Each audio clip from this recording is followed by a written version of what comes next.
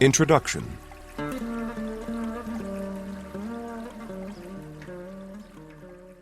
The basic values that mark the 21st century are modernism, pluralism, individualism, and religion. Some claim that modernity embraces individual and social life as a whole, and that it has created new forms of religious, cultural, and political pluralism. Though described in various ways, modernism has yielded two sub-ideological phenomena: advancement and globalism. Many theorists have depicted modernism from the perspective of the increased sovereignty of human beings over their surroundings and their advanced knowledge of it. This direct relationship that was established between the knowledge and the power and sovereignty has presented opportunities and has given the authority to superpowers to set up new forms of domination over other lands and people. Imperialistic passions in the modern age have generated wider and broader consequences. Because globalism has such an ideological aspect, some see it as being merely classical imperialism under another name. Ideological or not, globalism has caused fundamental changes in all areas, from economics to social sciences, from communication to politics, from law, history, and geography to state administration. In fact, globalism has popularized wealth, technology, democratic pluralism, production, and consumption.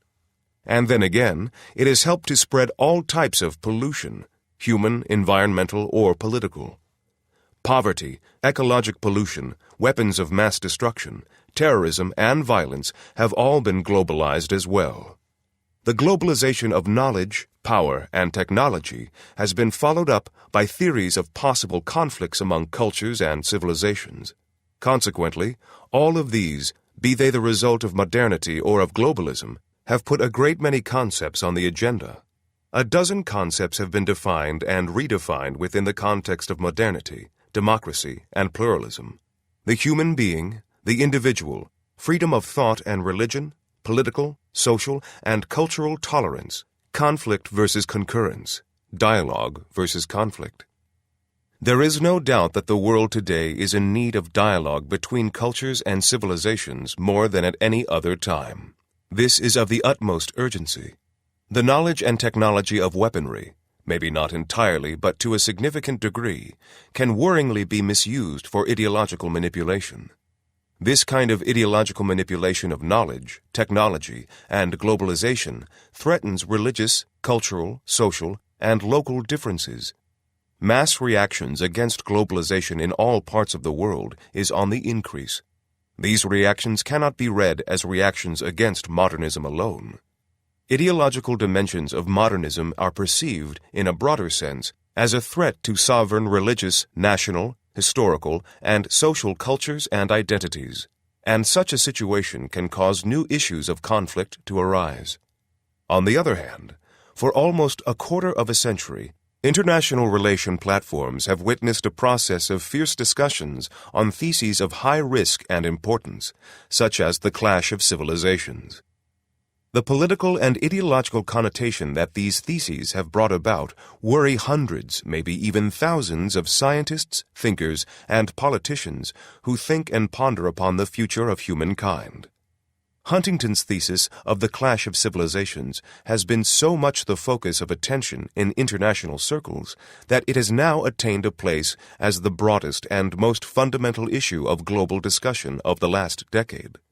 The echoes and effects of this theory on international relations still persist. Then, can we not read into modernity and globalization a healthier meaning? Can modernity and globalization not be shaped more constructively? Can they not be more concerned with humane and ethical values? Those who look for answers to these questions seem to try to reduce the problem to being no more than a problem of perception. Are modernity and globalization, in fact, so simple phenomena that they can be reduced to a problem of mere perception and understanding? Globalization and modernity in ideological terms are perceived by people coming from different cultures and civilizations as connoting past conflicts and unsettled scores. Thus, the theses of those, like Huntington and Fukuyama, who to some extent prophesize clashes, come into existence on this fragile platform.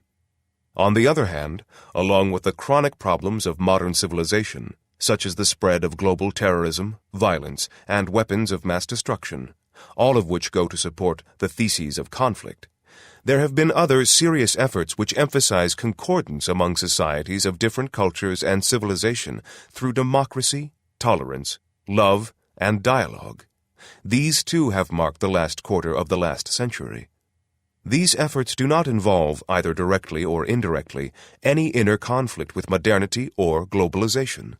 They produce more universal and fundamental humane and ethical values, as well as the dynamics to overcome the destructive aspects of globalization and modernity.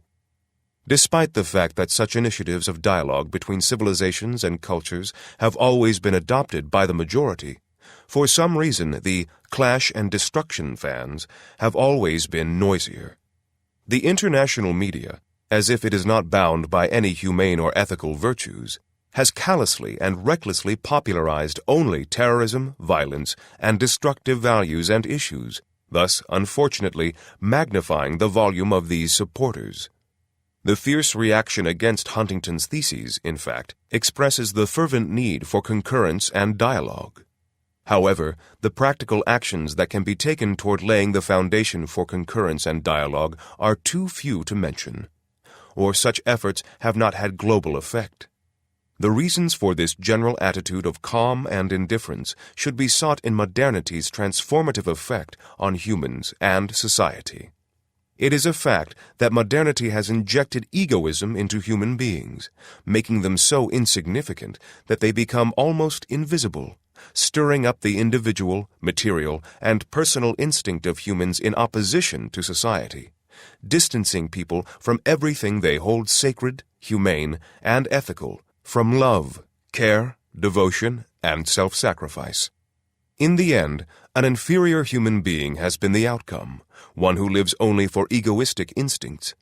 A person who lives only for egoistic instinct indeed is inferior.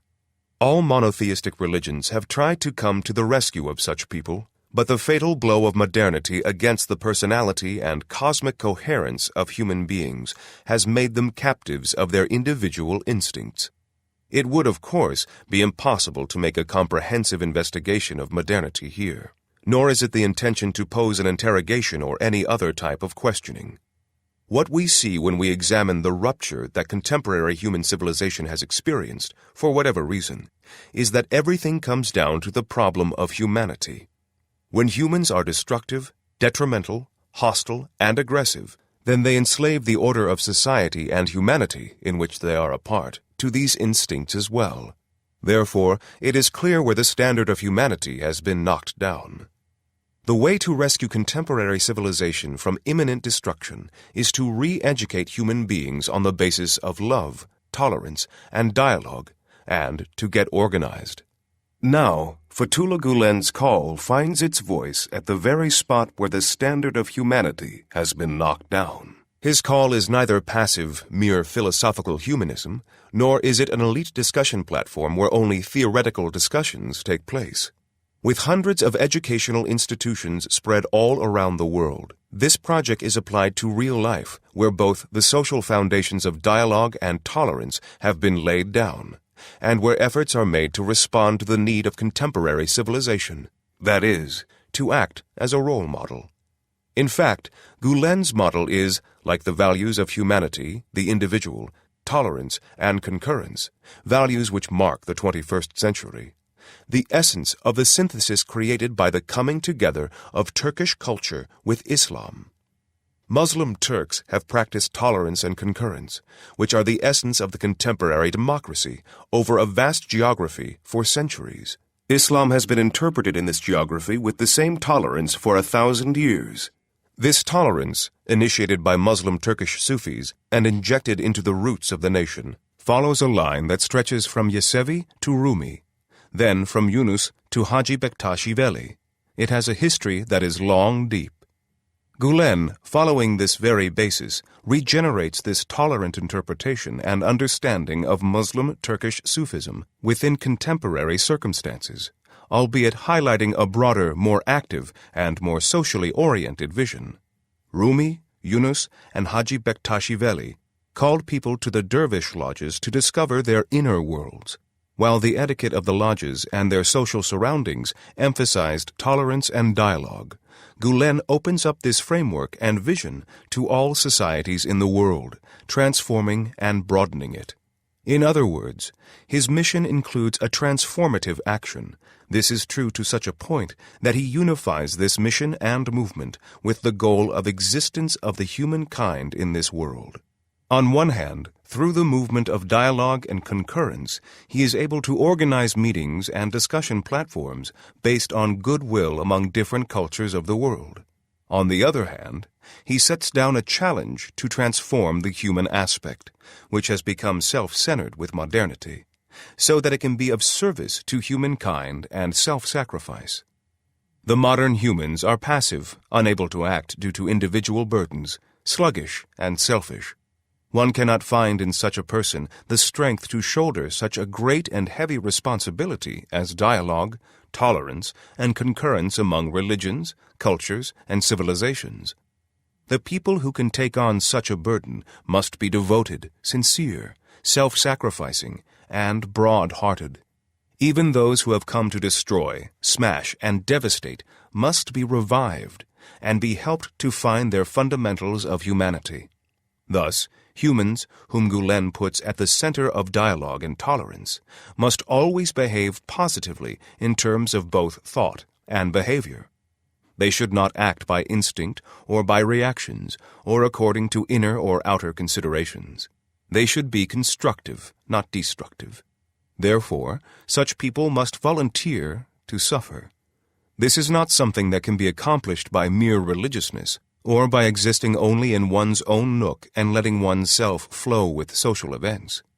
Gulen's model is an enduring one, open at both ends to infinity. There is neither an end to spiritual transcendence, nor a limit to material devotion or to self-sacrifice. All of these are open to eternity. Nothing is enough when it is done for the sake of society, of humanity, of divine love.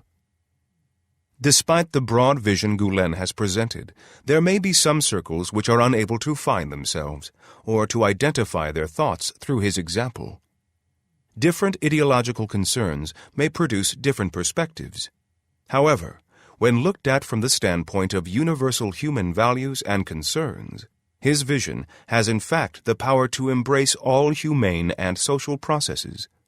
This is because he has, leaving aside all ideological concerns, set up a model regarding humanity, which is the foundation stone of almost all ideologies.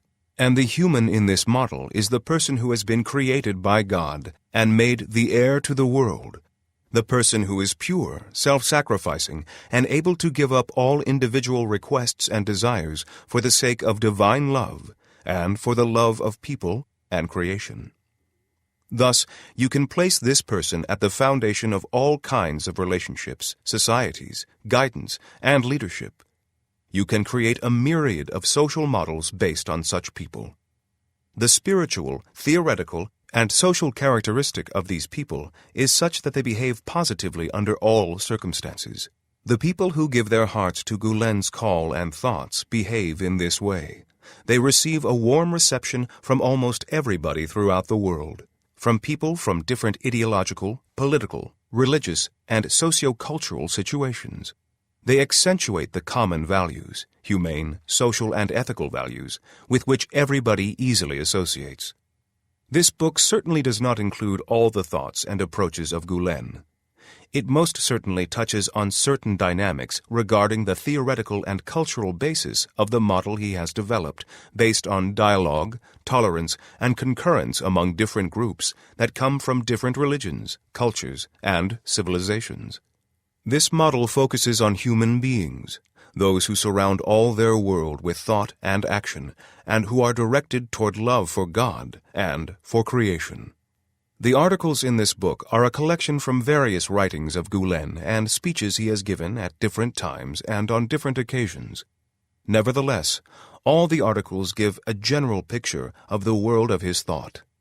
We hope that this book will make a plain, sincere, and great contribution to the wave of tolerance and dialogue that concerns the future of our people and our contemporary world. M. N.S. Agony, Editor.